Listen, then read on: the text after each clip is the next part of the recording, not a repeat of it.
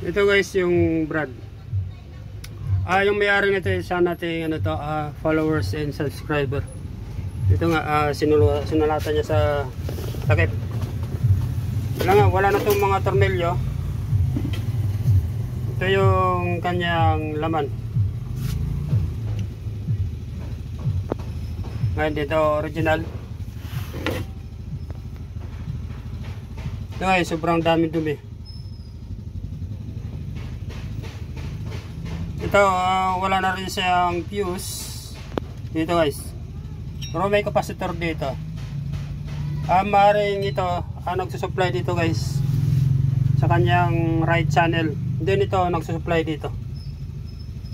Kaya kung napansin nyo, may fuse dito. Mayroon din fuse sa kabila.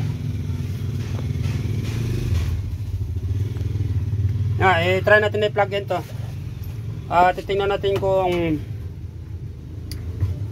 magagawa pa ito. Huwag natin to guys. Magamit tayo ng 110 transformer.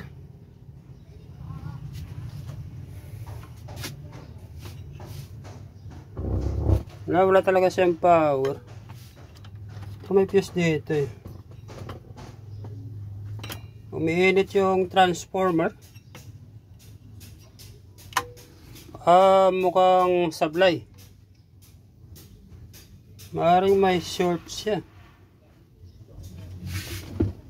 Bakit hindi bumigay yung fuse dito?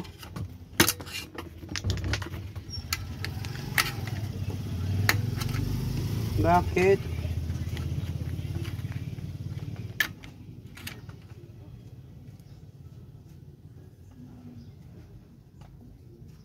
Mukhang alambre yata yung laman ito. Dapat kung may short yung UPT, mapuputol ang fuse eh. Ilan ba yung nakasulat sa board? 2.5 amperes.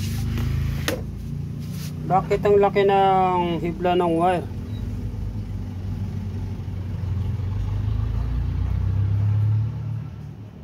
Maaring ito? Maaring 15 amperes.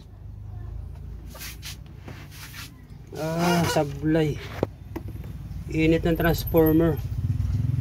Makamali yung nilagay na fuse. Kasi malamang pag may shorted dito, mapuputol ang fuse. Mataas ito. Parang alambre yung loob. Kita siya guys. 25 amperes. Yan 25 amperes yung nilagay ng fuse. Samantala yung exact value na dito yung 2.5 lang. Medyo bangungot ito. Mukhang bangungot na problema nito.